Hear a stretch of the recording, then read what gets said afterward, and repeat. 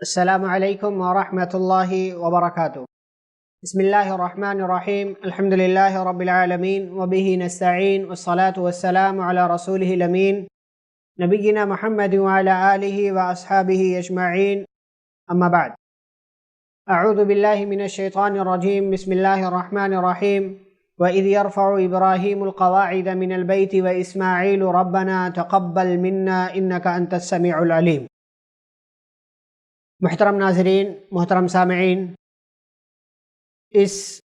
اہم پروگرام اور اہم سیریز جو خلاصہ قرآن کے نام سے آپ کے سامنے پیش کی جا رہی ہے، اس میں ہم تمام کا استقبال ہے۔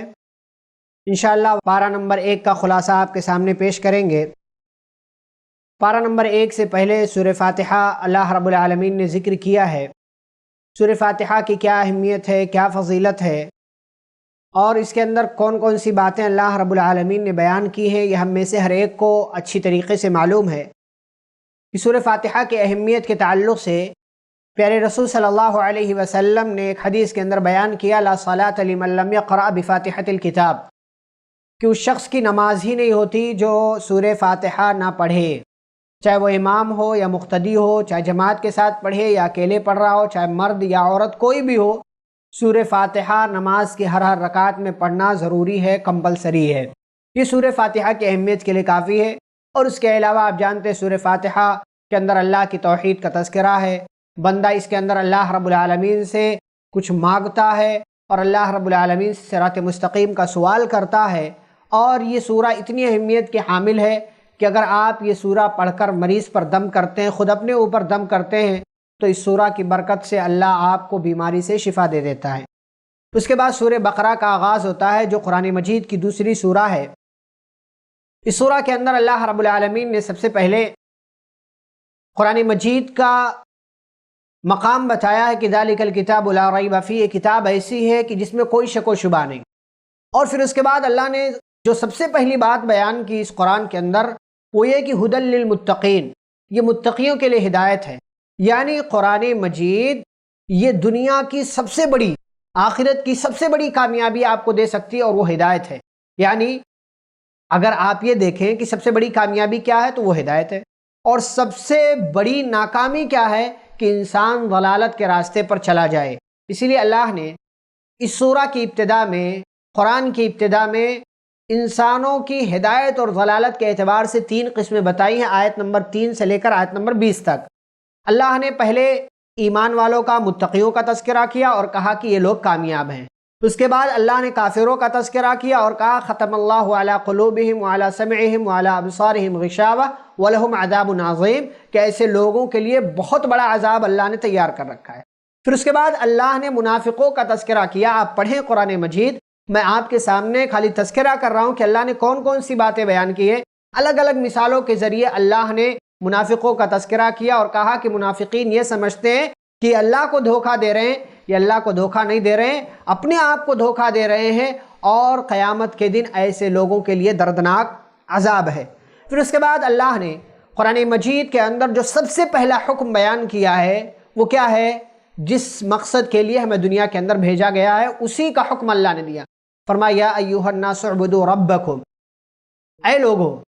اپنے اس رب کی عبادت کرو جس نے تمہیں پیدا کیا، تم سے پہلے کے لوگوں کو پیدا کیا۔ کیوں عبادت کریں؟ لعلکم تتقون، تاکہ تم متقی بن جاؤ۔ یہ آیت نمبر 21 میں اللہ نے ذکر کیا۔ پھر آیت نمبر 23 میں اللہ نے اس قرآن مجید کے اس کتاب کے تعلق سے جو مشرکین کا، کفار مکہ کا اعتراض تھا کہ یہ تو اس بندے نے یعنی محمد صلی اللہ علیہ وسلم نے اپنی طرف سے گڑھ لیا ہے، تو اللہ نے کہا چیلنج ہے تمہارے لیے، وَإِن كُنتُمْ فِي رَيْبٍ مِّمَّا نَزَّلْنَا عَلَىٰ عَبْدِنَا فَأْتُوا بِسُورَةٍ مِّن مِّثْلِهِ، کہ اگر تمہیں اس کتاب کے بارے میں جو ہم نے اپنے بندے پر نازل کیا اگر شک ہے، کوئی ڈاؤٹ ہے، تو ایک کام کرو، فَأْتُوا بِسُورَةٍ مِّن مِّثْلِهِ، تم بھی اس جیسی ایک سورہ پیش کر دو، اور جس کو چاہو اللہ کو چھوڑ کر بلا لو اگر تم اپنے دعوے میں سچے ہو۔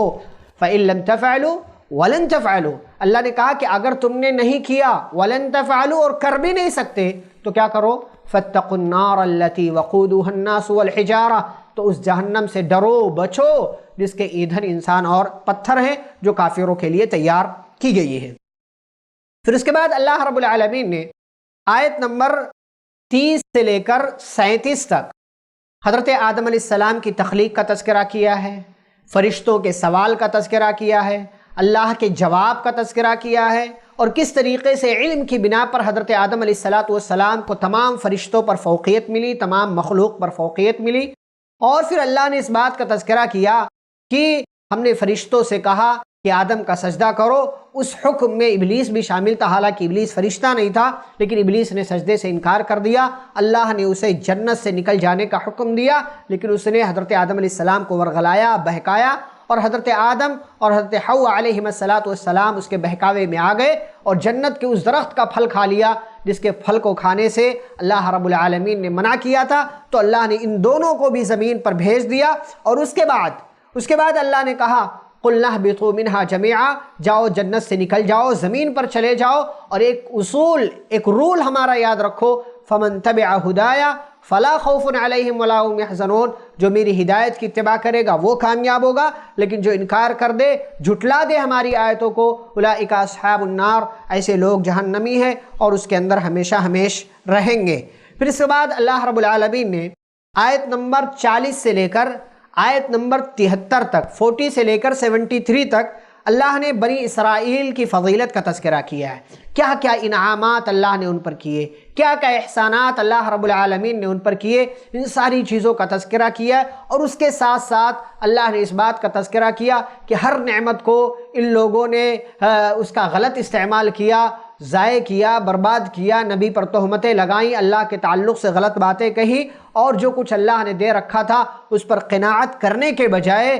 الگ الگ چیزوں کا حضرت موسیٰ علیہ السلام سے مطالبہ کیا۔ اسی درمیان اللہ رب العالمین نے آیت نمبر 83 میں آیت اللہ نے بنی اسرائیل سے جو ایگریمنٹ ہوا تھا، اللہ نے جو ان سے عہد و پیمان کیے تھے کہ تمہیں کیا کیا کرنا ہے، ان چیزوں کا تذکرہ کیا، ان کو پورا کرنے کی تلقین کی، کہا کہ اللہ کی عبادت کرنا، والدین کے ساتھ حسن سلوک کرنا، رشتہ داروں کا خیال رکھنا، وقولوا للناس حسنا، لوگوں سے محبت کے ساتھ، اچھائی کے ساتھ بات کرنا، واقیموا الصلاۃ وآتوا الزکاۃ، نماز پڑھنا، زکوٰۃ دینا، یہ سارے ایگریمنٹ جس طریقے سے بنی اسرائیل سے تھے ایسے اللہ نے ہم سے بھی کر رکھے ہیں، ہمیں بھی یہ سارے کام کرنے چاہیے۔ اللہ کی عبادت، والدین کے ساتھ حسن سلوک، لوگوں سے محبت کے ساتھ بات چیت، رشتہ داروں کے حقوق کا خیال، نماز کا قیام، زکوٰۃ کا ادا کرنا، اور روزی کی پابندی، قرآن کی تلاوت، یہ سارے کام اللہ رب العالمین ہم سے بھی چاہتا ہے، ہمیں یہ کام کرنا چاہیے۔ پھر اللہ نے اس کے بعد اور کئی باتوں کا تذکرہ کیا ہے، اپنے پیارے رسول صلی اللہ علیہ وسلم کی صداقت کا، ان کی مدد کا تذکرہ کیا ہے، اور جو بھی ان کے دشمن ہیں اللہ نے اس بات کا تذکرہ کیا کہ جو پیارے نبی کا دشمن ہے وہ اللہ کا بھی دشمن ہے، وہ فرشتوں کا دشمن ہے، وہ جبرائیل کا دشمن ہے، وہ میکائیل کا دشمن ہے۔ پھر اللہ نے آیت نمبر 102 میں جادو کا تذکرہ کیا ہے۔ بعض لوگ یہ سمجھتے ہیں کہ حضرت سلیمان علیہ السلام جادو کے بلبوتے جناتوں پر فلاں چیزوں پر حکومت کرتے تھے۔ اللہ نے کہا وما کفر سلیمان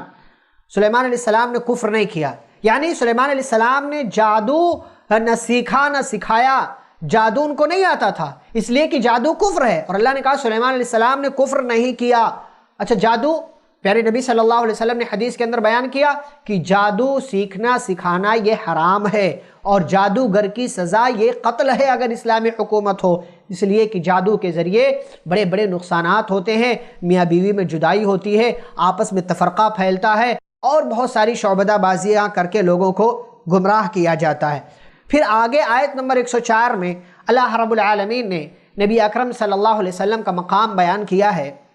اور کہا کہ اے مسلمانوں، جس ورڈ میں بھی، جس لفظ میں بھی، یا جس لفظ کے استعمال کرنے سے نبی اکرم صلی اللہ علیہ وسلم کی عزت پر حرف آتا ہو، ایسے لفظ کے استعمال سے بھی اپنے آپ کو بچاؤ۔ یہودی راعینہ کو منہ ٹیڑھا کر کے راعینہ کہتے تھے، راعینہ کا مطلب ہمارا خیال کرنا، اور راعینہ کا مطلب ہمارے چرواہے، ان دونوں میں بڑا فرق ہو جاتا، زبان کے تھوڑے سے ٹویسٹ کے ذریعے بہت بڑا فرق آ جایا کرتا تھا۔ اللہ نے مسلمانوں کو کہا لا تقولوا راعینہ، یہ لفظ استعمال ہی مت کرو، ہمارا خیال کرو، اس کا لفظ استعمال ہی مت کرو، بلکہ اس کی جگہ پر کہو انظرنا، اے نبی صلی اللہ علیہ وسلم ہمیں بھی دیکھیے، ہمارا بھی خیال کیجئے۔ یہ نبی کا مقام ہے کہ جس لفظ سے نبی کی عزت پر حرف آتا ہو، اللہ نے اس لفظ کے استعمال سے ہم تمام لوگوں کو منع کر دیا۔ پھر اس کے بعد اللہ نے ایک اور اہم بات ذکر کی ہے، اور اس بیچ میں اللہ نے نماز، روزہ، بہت ساری چیزوں کا حکم دیا، اور آیت نمبر 111 اور 12 میں یہودیوں اور عیسائیوں کی ایک بات کا تذکرہ کرتے ہوئے ہم مسلمانوں کو ایک پیغام دیا کہ یہودی کہتے تھے کہ جنت میں صرف یہودی جائیں گے، عیسائی کہتے تھے جنت میں صرف عیسائی جائیں گے۔ اللہ نے کہا تلک امانیہم، یہ ان کی آرزویں ہیں، اور صرف آرزوؤں سے، خواہشات سے بات نہیں بنا کرتی۔ اللہ نے کہا بلا من اسلم وجہہ للہ وہو محسن، جنت میں کون جائے گا؟ جو ایمان لے آئے، اچھائی کے ساتھ زندگی گزارے، اور اپنے رب کی مرضی کے مطابق اپنے آپ کو چلاتا رہے، ایسے بندے کو جنت میں داخلہ ملے گا۔ پھر اللہ رب العالمین نے آیت نمبر 114 میں